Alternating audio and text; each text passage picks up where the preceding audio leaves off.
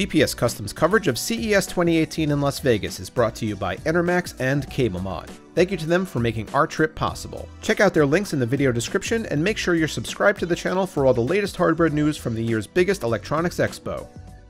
What's up, guys? Just chilling here at the Zotac suite. They got a whole bunch of refreshed and newly designed mini PCs. They got a couple external graphics solutions, and they also have an AIO desktop. So we're going to check all that stuff out right now. Everybody knows that Zotac makes GPUs. After all, this has been their bread and butter for many years. But recently they've been branching out into mini PCs in a big way, and this year at CES they also brought some other new products. This is their Mech 1 gaming PC. It was introduced in 2017 with a 7th gen Core i7, but will soon be updated to include a Coffee Lake chip instead. It's housed in this attractive black enclosure that's very console-esque. It's got two really sharp looking RGB LED accent strips running the perimeter and vented cooling solutions on both sides.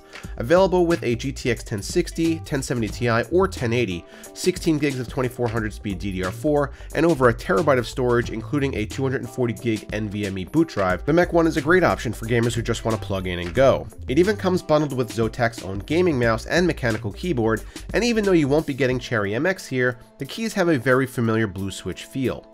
The model with a 1070 Ti should come in right around $1,400 and will be available later this month. They're also demoing their new gaming headset and gaming gamepad. Yes, these are the actual product names.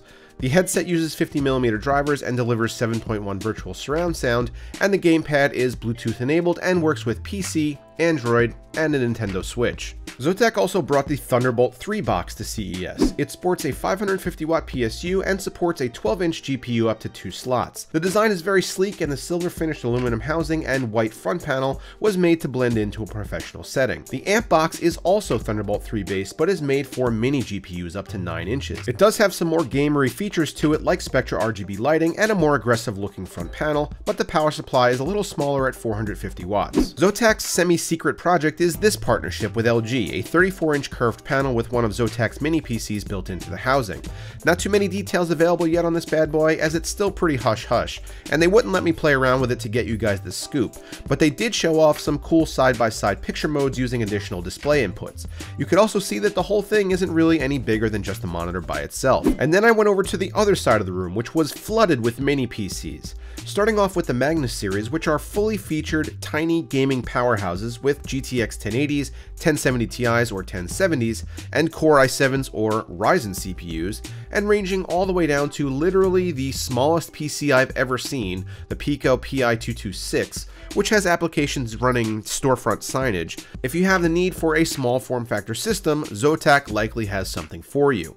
These are great for dorm rooms or small apartments where space is at a premium, but you still need all the features of a desktop. And what would a visit to a GPU maker's suite be without taking a quick look at all of their desktop graphics solutions, neatly laid out and ready to be stuffed into someone's bag while walking out?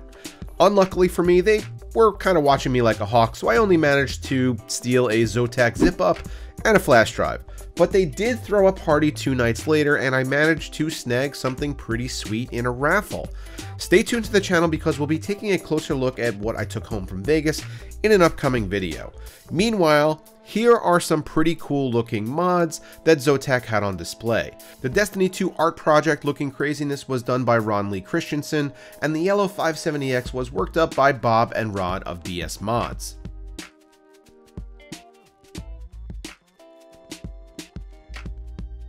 So that's it from the Zotac suite, guys. Thank you once again to our sponsors Enermax and CableMod. Check them out at the links down below, and stay tuned for the next video from CES 2018.